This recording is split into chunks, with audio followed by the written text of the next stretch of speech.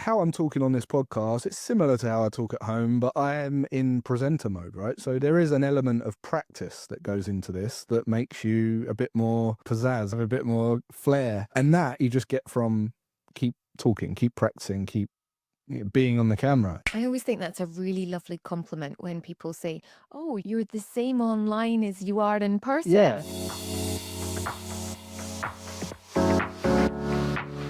Welcome back to the Kelly Lundberg podcast. I'm your host, and today's guest is someone who embodies personal brand power. What do I mean by that?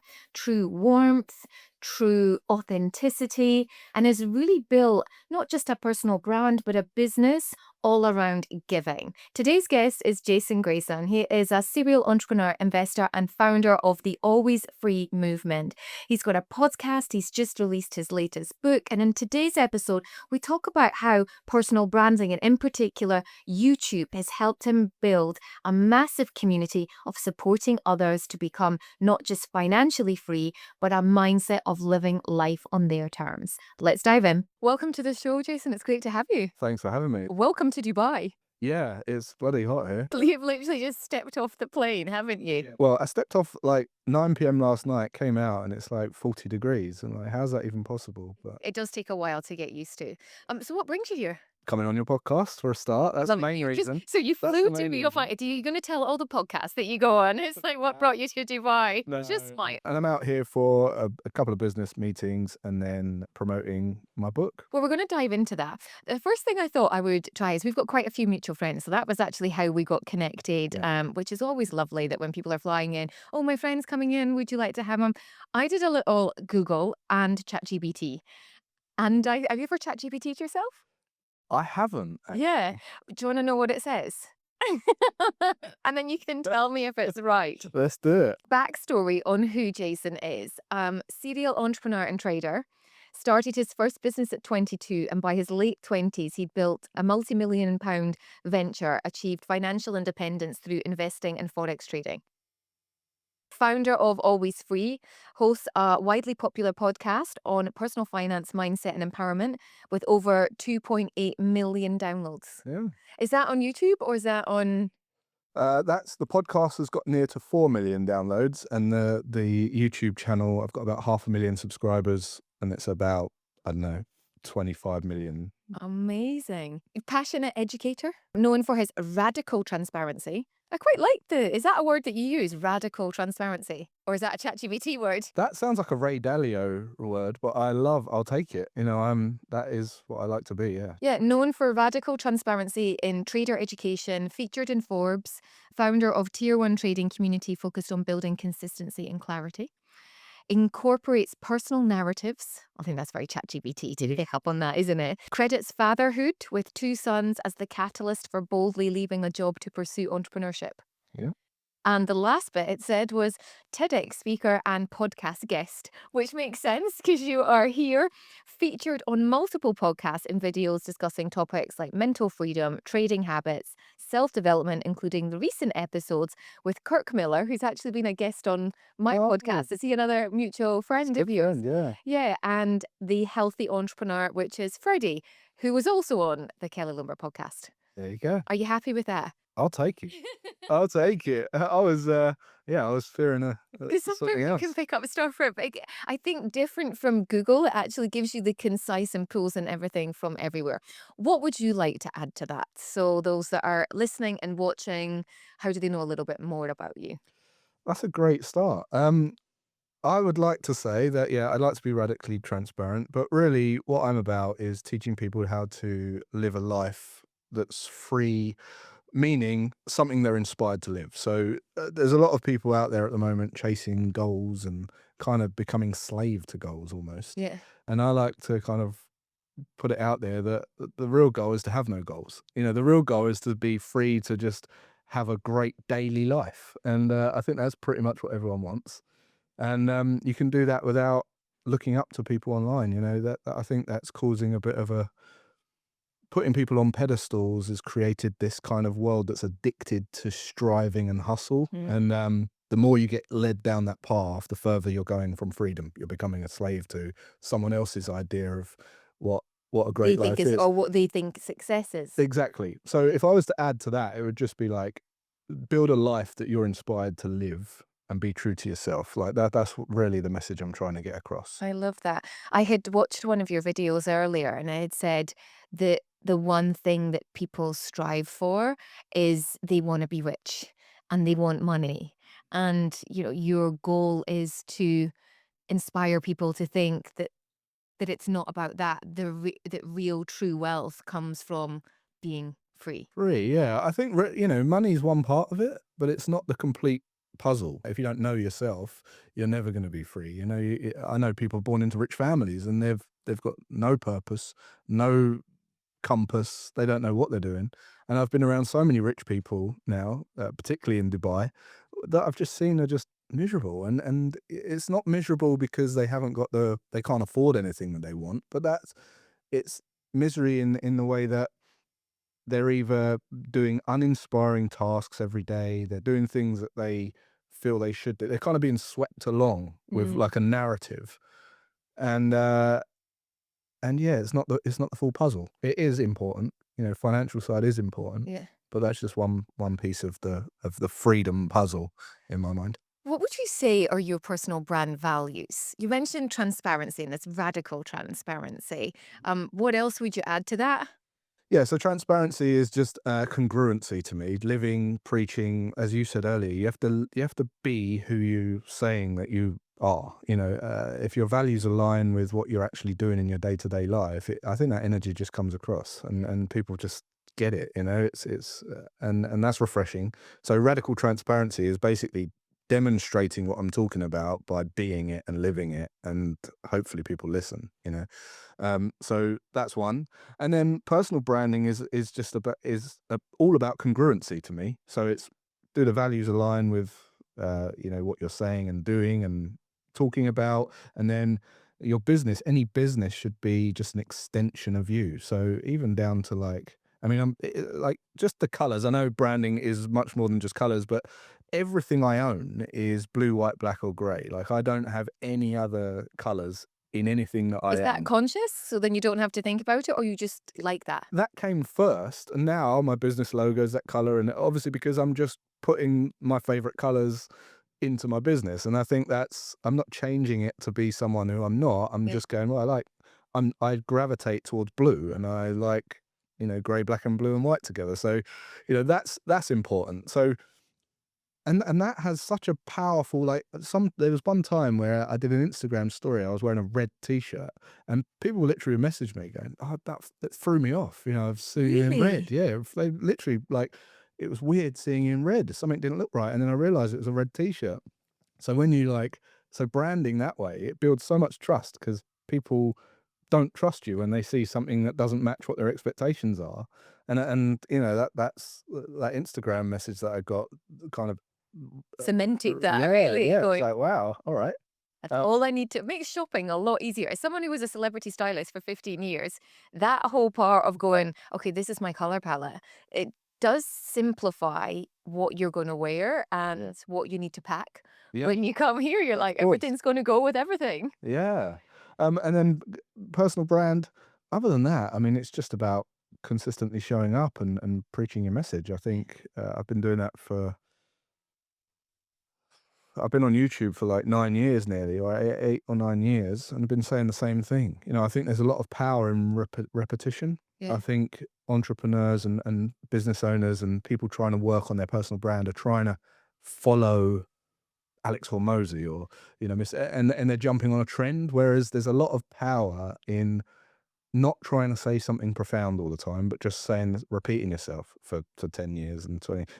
One of my mentors who wrote the foreword for my book, Dr. John DeMartini, he's been saying the same thing for 30 years, literally. And every piece of content is exactly the same words. People get a bit kind of caught up in, oh, but I need to create I've something already said new. that. Yeah, I've already done that. Or people Yeah. get bored. People never see your stuff. Like until you ram it down their throat 100 times, then they're like, I put out a post. I started writing a newsletter in 2018. Then I did a podcast 2019, and I've done so many videos on the same thing. There's people that have like worked with me, bought programs, all that kind of stuff. and they'll message me like a week ago going, "Oh, I didn't this really hit home for me, this message." And I was like, "Mate, I've said that like thousands of times. Where have you been?" But you realize that people's lives are so noisy that they'll hear it if you're lucky enough to just tap into them at that one moment in time that they've got to dedicate their attention to that particular post, and other than that, it's lost. So Yeah. you have to really repeat yourself a lot. And the more you do that, the more trust you build for sure. I preach that to those that I work with. And one of the things I try to encourage my clients to do is create their own UPBS, their own unique personal branded system or solution that's uniquely theirs. And they can go out and take that to their workshops into corporate. And then once they've done one, they're like, okay, well, now I've done it once. I need to go and create more. And I'm like, no, you fine tune this and you keep doing it. And I remember when I started doing my UPBS, which is now in my book, which is the 7 pillars of the brand new formula. I think I did the same presentation for 2.5 years, every single month, and got the stories better and the delivery better, that it just flows now. And that's the consistency piece that I think people do miss a little bit with personal branding because they get caught up in, yeah, but I told that story, or they know that. Everyone seems to have this opinion that, oh, no one will listen to me. So they feel that they've got to be more exciting or more profound or more educated. But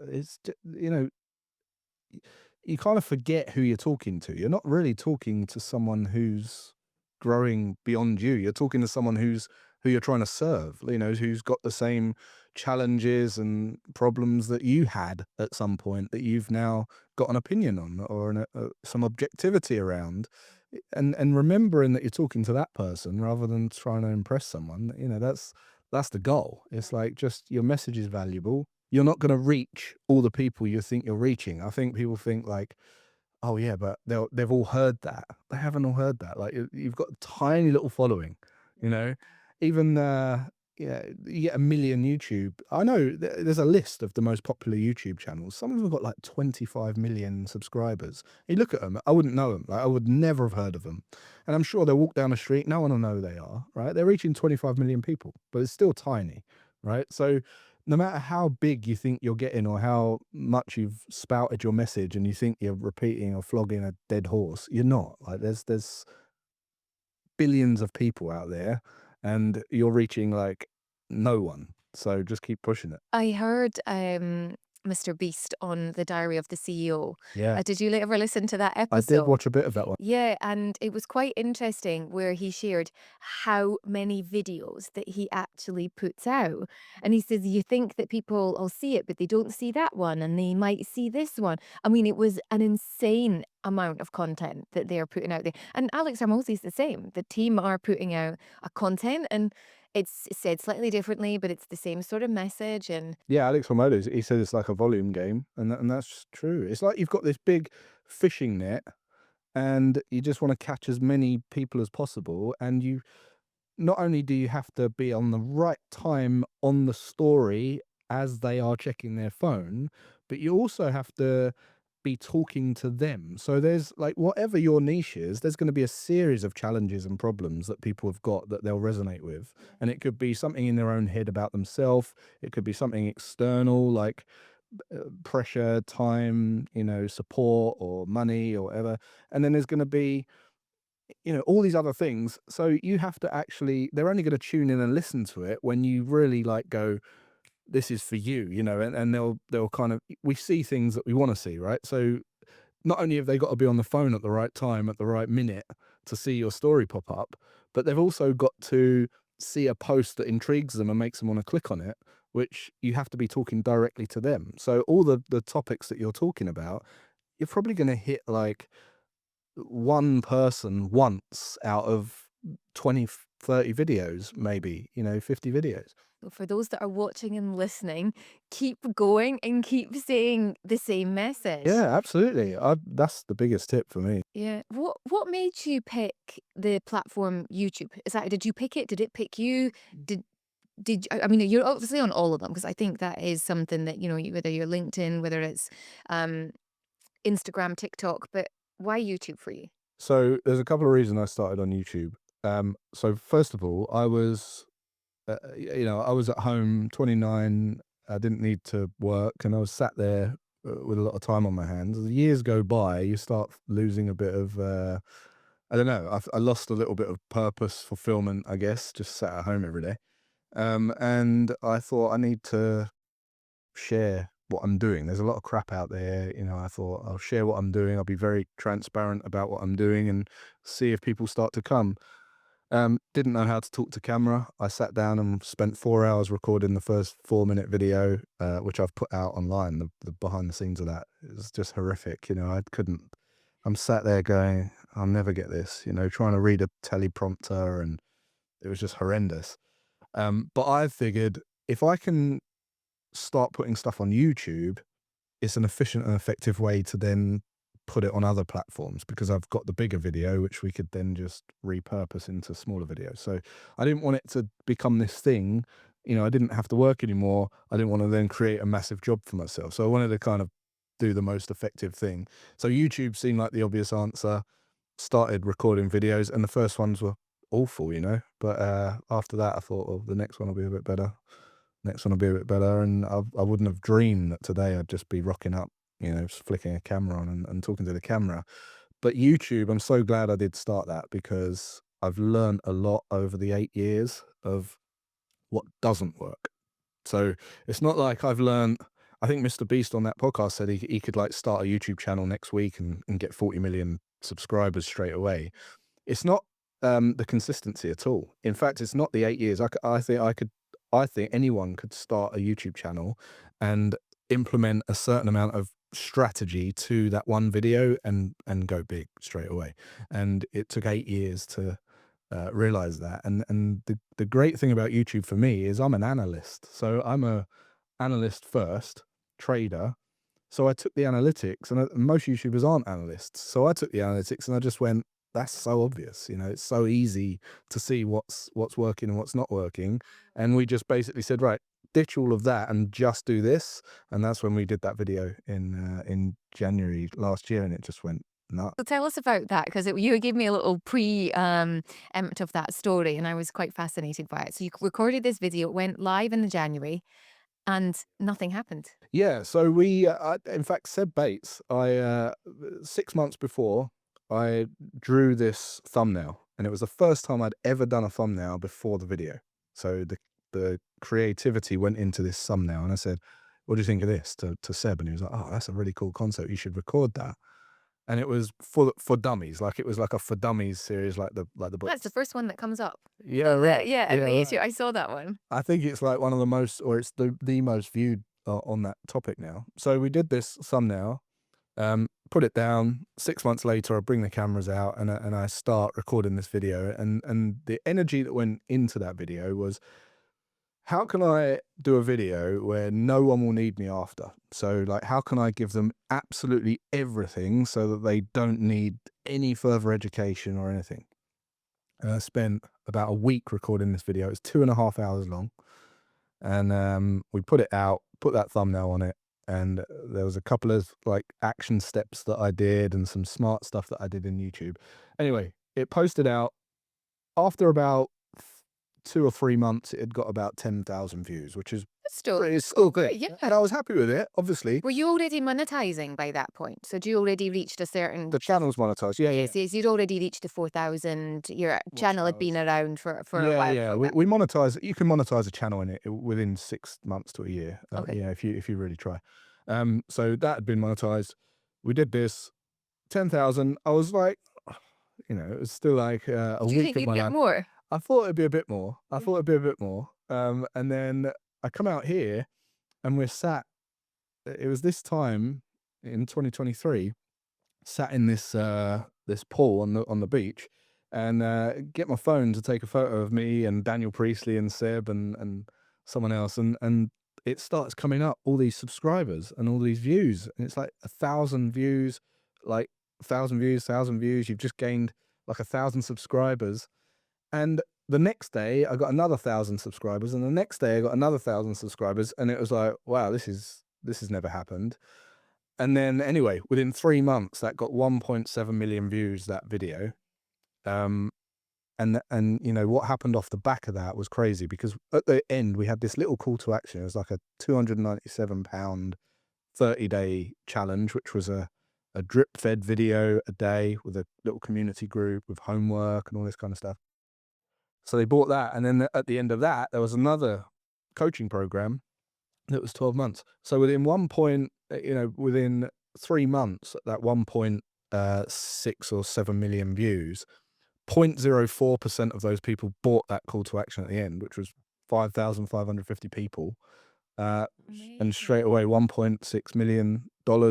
Just it was just incredible to see that whole funnel, like working with YouTube. It was surreal, because So that was the funnel part, and then you make money on ad. and the ad rev, yeah, the ad Also, rev, well, yeah. So yeah. the ad rev was about 120K, and then we had some recurring revenue off of memberships and stuff that we were doing, and then cut a long story short, uh, after a year, we'd done like $12 million. So it's like £9 million from this Amazing. funnel that just is still getting me 700 subscribers a day. That one video, like, and it's And it was long form, two and a half it's hours. 2.5 hours long form video. Yeah. So it took me 8 years to go to 50,000 subscribers, and then a year to go to 500,000.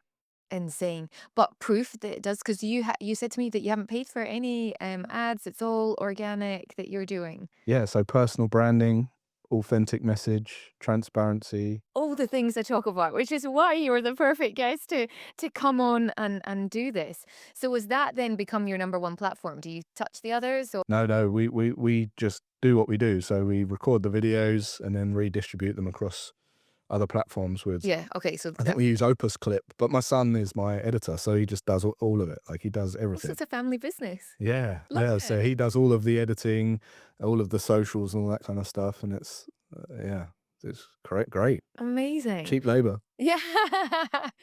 Tell me about the book then. So did that come from, or were you already writing it last year, or is that been something in the pipeline? I started writing the book in 2018, because I was around Daniel Priestley, and he was like, "You should write a book." I was like, I don't really want to write a book." I felt I had to write a book because of the messaging that I was trying to put across to people. A lot of people were trying to chase the shiny object, trying to chase the get rich quick. And I was working with a lot of traders. That's when we was featured in Forbes. We was working with a really reputable prop firm in Midtown Manhattan, but then we were attracting traders, and they were like, "Look, I've hardly got any money, but I need to trade." I'm like, "Mate, that's the last thing you want to be doing. You do not want to trade. Most people shouldn't trade anyway, especially if you haven't got any money. Like, that is not where you're at." So trading was almost like this tip of the iceberg part of the cake. Um, there's a lot more you have to sort out before you get to that stage. You have to earn your right to higher degrees of risk, which is something I talk about in the book. So it became me pushing people away and going, "Don't learn to trade, go and get your mind right first. You've got a terrible mindset around money, and if you can't, if you're thinking money's bad, or you think, or you're in some level of poverty where you can't feed your family or whatever, what makes you think that you're going to happily just put your net worth into some charts, and when you get that money, what makes you think you're going to sensibly be able to manage that money, if you can't manage money already?" So there was that, and then there was and then it just evolved into this big picture around what people are actually trying to achieve. It's not the money, it's not trading, it's not anything. It's just freedom. They just want to be able to live a life where, because they're trying to escape something. Otherwise they wouldn't be so desperate to come and talk to me about it. So Yeah. how about you build a life where you don't have to escape? Yeah. And that's really what Always Free is about. It's designing a life that you are inspired to live, and knowing when enough is enough. Knowing when you're content. Yeah. So that whole writing a book and putting it out there, what's your strategy around that? Because I know people watching and listening will be like, I've got a book. What? But it does. Having written and published one last year, it doesn't stop. It just begins Right. when it goes into print, and you're like, now what do I do with it? So, what are some of the things that you're doing as part of your Yeah. book strategy? So the book has just come out. Like, it is hot off the press. 7 years in the making, and this podcast is one of the reasons that now what I'm trying to do is refine the way that I talk about the concepts of the book, so that, again, people build people get it and people understand it, because what's in your head makes sense to you, but when you try and explain it to people, if you're using too much of a fluffy words, or it's just lost. People just don't tune in at all. So it really, for me, it's about just repeating the message from the book until it just clicks with people, and being able to um, verbalize and sell people on the idea of what that book will get them. Um, so now I'm out there, just it's almost like I'm starting again talking about the book, because that's been in my head for 7 years, and now I'm reading it thinking, oh, it's actually good. And now, like, I need to, like, find a way of like getting this, connecting with people. But the way that, the way I have confidence in it, because I started writing a newsletter. So I was an author already, I guess. Mhm. Every Sunday I'd sit down and write a 5,000 word. Oh, that's a good effort. 5,000 words. That used to be my limit with my book. Is every Sunday I would write 3 to 5,000 words for each chapter. But some Sundays I could easily do three, and other days 5,000. So that's good consistency and commitment to do that. Again, the goal was for me to empty my brain and give someone everything, so I didn't. So I got to 76 emails. I don't know anymore. I don't know anymore. So they stopped, and that is everything. And if you do all the work that I did in those emails, you'd have the results that I've got. There's nothing else you need to know. So when I started writing that email, people would write to me and say, I felt like you wrote this email for me. I felt like this was written about me. I could really relate to this. And when I try and write stuff, I try and write in universal concepts and principles that people can just relate to as a human. So when you read it, you could be anyone, but you'll resonate with it, because it fundamentally it's what we all want, right? So that's the way that book's written. But what I noticed from writing that newsletter, and for anyone listening, if you're working on a personal brand, start with a newsletter, because to me, that's where all this has come from. What I started to realize is the more I gave away, the more people would want to get closer to me. Oh, that's interesting. Because people get scared. Right. They're like, I can't give everything away because what if they don't want to work with me? Right. Exactly that. Right. So the more I gave away everything in that newsletter, and I got two people write to me one day and say, "I've got this. I'm dyslexic. Is there an Audible version?" Right. So I just got my phone, voice notes, and I just read the newsletter, and that was my podcast. Right. So the podcast was the newsletter. Brilliant. Right. And it was recorded on voice notes on the iPhone. When we launched the podcast, that went to number one in 3 categories in 24 hours, right? So all these reviews coming through, and it's like, this is crazy. There's obviously a valuable message, but I'm giving everything, and the more messages would get, do you do coaching? Do you do this? Do that? These program. How can we work with you? I'm like, I haven't got anything. I don't do anything. You kind of done your thing, and then Yeah, this yeah, has right. been the secondary piece or the second. So interesting. So I was in a position where I had to create a business to serve people, but coming from a place of not needing money. So one of the questions that I ask a lot when I talk to entrepreneurs now is like, what would your business look like if you didn't need money? What would your products look like? How would you talk to your staff? Who would you employ? Who wouldn't you employ? So I sat down and created this business, but on my terms completely. And it was just through love, creativity, service, and just giving the best that I could. And the more I gave away, the more people were willing to pay. They just Fascinating. wanted more and more. And I realized ultimately it's just people just want implementation. They just want you to hold their hand. Tony Robbins, most people know Tony Robbins just for like UPW, the weekend where you go and walk on hot coals or whatever, right? Yeah. He's got like a sub layer, he's got like 80 programs, and people are paying 70 grand just to go to Africa with him and touch him. And when you're deep in that funnel, Oh, and you're there and present. yeah. I went to one of his, I've been to Date with Destiny and UPW, and I said to my friend I was with, here's my credit card. I am not buying anything else. And I literally handed over my card. In those days, I didn't have Apple Right. phone, it wasn't, oh, I'll just go and tap it. And I said, I'm not buying anything because you get there and you're so in on that. Yeah. And then you see all these layers of I know. products and services, and it's insane. It's phenomenal. And what I found was when I did that YouTube video, it just sealed the deal. It was like I just gave away everything I know. Like there's nothing anyone could possibly ask me. And they did. And then I created a part 2 from the questions that came up in the comments Mhm. just to iron out all that as well. So I did a part 2, gave that all away. And I'm like, now, yeah, you've got everything. Now there's nothing. And again, they just come in through the floods. There was a guy called Stuart Wilde in the 80s. Do you know? No. He used to go around do seminars, and he did this Master of Money seminar. And something he says when he came on, he comes out, this video's on YouTube, you should go and watch it, it's amazing. But he comes out and he says, today we're going to be talking about like money and how to make money esoterically. And his concept was, I'm going to teach you how to make money, but not in a way where it's like hustle and clawing and competing and bashing your head against the wall. But instead, you just feel a sense of it all coming to you naturally as an outpouring of the love and the creativity that you put out in the world. And something really, like, I really resonated with that when I saw it.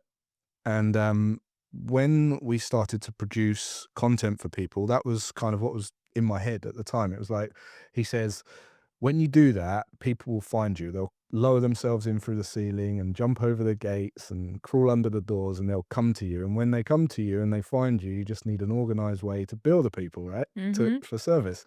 So that's what we did. We just basically just trusted this process of giving absolutely everything away.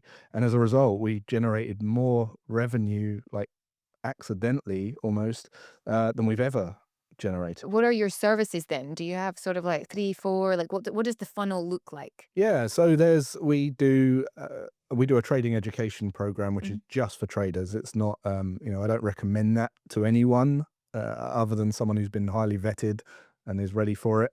But I do financial education programs, so everything from mindset to your lifestyle and vocation and income growth strategies, right through to investing in the stock market and things like that. So layers of wealth building, Yep. but when you're ready, when you've earned your right to that level of risk. And then they'll start at the 297 type? Yeah, in terms of of price points, it's normally around 297. Yeah.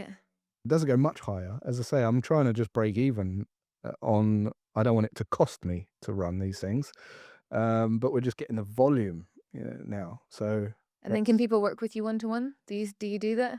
I do, only with a few people. Like I've got three people a year probably. But Tony Robbins went down that route as well. He only worked with, did he? yeah, it was only like 2 or 3 that he ended up working with. For me, it's just I value my time. Like there's been some clients that I've worked with, they'll pay me 10 grand for an hour, and I still dread the Zoom call. Right. I'm still like, oh God, I'd rather be sitting out in the sun. Yeah. So I just can't do that. And it's all part of that congruency where I'm like, we need to part ways, because Mm. I'm not doing what I preach. Feel connected. Yeah, yeah. So I work with people that really excite me. We're really, on the same page, and we're very clear about how we define there is fair exchange in the partnership. And the moment there isn't, we're split, and that's it. And that's how I like to work. You're doing a lot of speaking now, I think, as well, kind of going on stages. How do you find that? Do you enjoy it? And what tips would you have? Because it's a big piece of personal branding. It Going on is. stage, that one to many. What tips would you have for someone that's kind of in that space or wants to be in that space? I studied a guy called Roger Love who taught Tony Robbins how to speak, and he taught Michael Jackson. He was Michael Jackson's vocal coach, Oh, wow. Beyonce Knowles. I also worked with a guy called David JP Phillips, who's now become a friend of mine. He's got the biggest TED talk on communication and presentations. I think it was like never death by PowerPoint or something. And I watched those, and really what I gleaned from it was it's about presence, obviously. So being confident and not pacing up and down. So when I did a TEDx, it was like stand on the spot. Don't walk. Don't keep pacing because you look nervous. Don't say and all the time, that kind of thing. Being clear about your message, just having, again, practiced how your delivery. Um, what else? Just being true to yourself. I think when you talk about something that you're congruent in, it just flows. It just comes out. It doesn't. You don't get imposter syndrome or anything like that. I think imposter syndrome a lot of the time is just your mechanism inside you going, "That's not you. Don't lie." It's not that you can't do it. It's that someone's telling you it's, or your inside telling you it's not you. Yeah, Interesting. I think Okay, it is a lot of the time anyway. I know I get when you haven't done your first talk and you're thinking about who's in the crowd and they know more than me. But usually it's where you're trying to say something more profound than you think than you need to. Your message is valuable regardless. So think about another thing that helps me is just thinking about every person in the audience, not as a 500 person audience, but a one person audience, because everyone's going to look at you and have their own perceptions of you, have their own history, own beliefs. And some of them will like you, some of them won't, but it's just one person. And if someone takes something away, you're really just talking to one person. So that makes it a lot easier. I always find it quite interesting that the ones that maybe sit there like that and they don't smile, and then they're the ones at the end. But love it, right? Yeah, they Yeah, come in, yeah. they're like, "That was amazing," and you're like, "Well, you could have smiled a little bit," because they're like, they looked so miserable. Oh, And yeah. then when they come and speak to you at the end, they're like, "That was really insightful," or "I really got a lot from that." And I'm like, "Really? You Yeah. basically didn't say it." Yeah, I always yeah. find that quite interesting. Well, warning if you ever go to Sweden because they're all like that. Like, well, I did a talk in Sweden and they were like, I was just getting nothing. And then they voted it like the best talk that they'd seen at that Wow. particular event. And it was like, never would have guessed. Never. It happened to me recently, and it was 120, mostly men in the oil and gas industry, Right. where I was talking about the power of being a personal brand.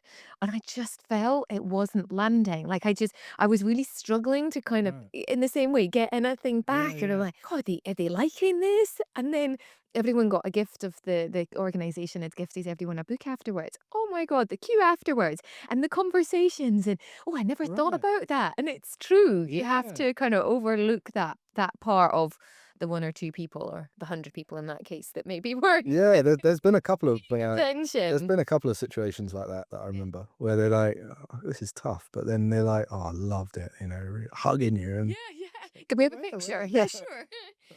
Is there any behind the scenes habits that you do that has kind of helped you build the life that you love living? Behind the scenes, so on that first YouTube video, which you can go and watch, where it's behind the scenes. It's me recording myself trying to do this thing, and halfway through, I go, "Oh, I'm never going to get this." And my son, he must have been like 6. He's next to me or 5, and you hear him on the camera go, "All I know is you should never give up." And he says that to me, right? And it's a moment that I think is congruent with my life because it demonstrates that that's what I tell my kids, be who you say you are, do what you say you're going to do.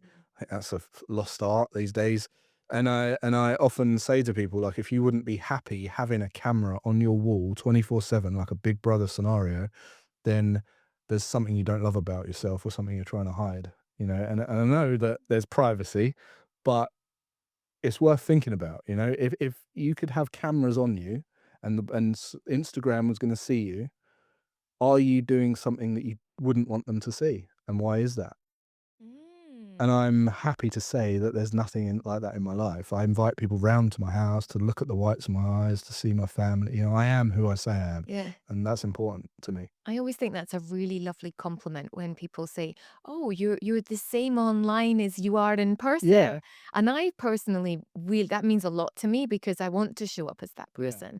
But I think that there's last year I was doing a bit of research when it came to personal branding and was I creating the right kind of content? I actually asked ChatGPT, what was the most asked question in 2024 on personal branding?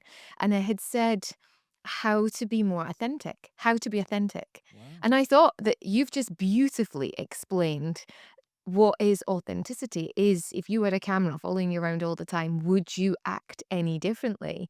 And I heard on a podcast by Christo, who talks a lot about branding, and he had said about authenticity is when you're the meest me, or you're the youest you, I'm the Yeah, meest me. And I thought, wow, that's true, but does the meest me always show up online? And that's no. what I think you're saying. The meest me is your person who you are at home. If there was cameras around all the time, Absolutely. You're never going to get caught out. Like, am I going to get caught out? If the answer is yes, then it's usually something you're trying to hide, and the reason you're hiding it is because you're not happy with it. You haven't loved it and owned it about yourself, you know. So that needs work. Again, I think uh, a great way to see this is when you put something out and you get the comments. There's all these people out there saying, "Oh, get rid of haters" and all this kind of stuff. Haters are the people that identify those things you don't love about yourself because it hurts, right? It only hurts because you don't like it. So work on it, right? It's like if everyone's telling you you're great all the time, you'll just get complacent and fat. Like you'll start to believe it.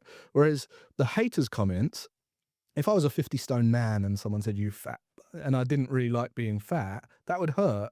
But it's me that's got to do something, you know? yeah, It's not right. I don't like being fat. Whereas if I was someone who was overweight and I was happy and they said it, it would be water off a duck's back. So pay attention to those hater comments, you know, and ask yourself, is that what I'm trying to hide? You know, because is that, or maybe you've said something and they say, oh, this guy doesn't know what he's talking about. If that hurts, maybe you are trying to say something that you look at the don't know, mirror or reflection, like ask a deeper question exactly that. involved in it. Exactly that. Very interesting. Although I might slightly disagree with it because I did an article for the Daily Mail. Oh my God, the comments that people put in afterwards. Oh, right. Yeah, well, now we're talking about Yeah, exactly. And I think people that then don't know you, but I actually think it's a piece of advice that people that are commenting on your content that have come across you, who have spent the time, who have looked at it, I would absolutely say, I'm not talking about spiteful comments yeah, yeah, or anything like that, you know, that's I'm not talking about, Daily you Mail know, comments. hate. Yeah, yeah. Daily Mail comments, TikTok comment. Yeah, yeah, yeah. They were certainly interesting. It is worth, you know, really understanding that there is a 50-50 opinion of everything. So not everyone will agree with you, and that's okay. You know, there's not why would everyone agree with you? Yeah. Well, and I think that's where your voice needs to be you, Yeah, because your personal brand isn't something that's going to resonate with everyone. It's life. I don't like exactly. everyone. You don't Exactly. necessarily like everyone, and vice versa. They don't have to like you. And I think that was probably the biggest lesson in personal branding Right. was going, it's okay. I don't have to be liked by Yeah. everyone. Yeah. I just have to be liked by the people that I can help. Definitely. There is one point though on speaking like and doing all this stuff and being congruent. Like how I'm talking on this podcast, it's similar to how I talk at home, but I am in presenter mode, right? So there is an element of practice that goes into this that makes you a bit more, I don't know, pizzazz or whatever, you know, have a bit more flair. And that you just get from keep talking, keep practicing, keep being on the camera. You know, my first video was not like me talking like this at all. It was We should link that sweaty in the armpits. we should link that in Yeah, the yeah, notes let's for do that. people to see back to, because I think that is a huge circle moment of going, your personal brand is not polished when you start, Oh no. and it constantly evolving, and you've got to be on that journey. Yeah, yeah, absolutely, and you just get better every time. It's not. Refining this. You know, I've now got to talk about a book that I haven't spoke about before. So I'm starting again now. I love it. Well, listen, I wish you the best of luck with this. I Thank cannot you. wait to read it. Thank you. But thank you so much. I'd like to say for flying all the way to Dubai and being on my Just for podcast. But it really was a pleasure. I really enjoyed getting to know you, and I wish you every success. pleasure. Thank you.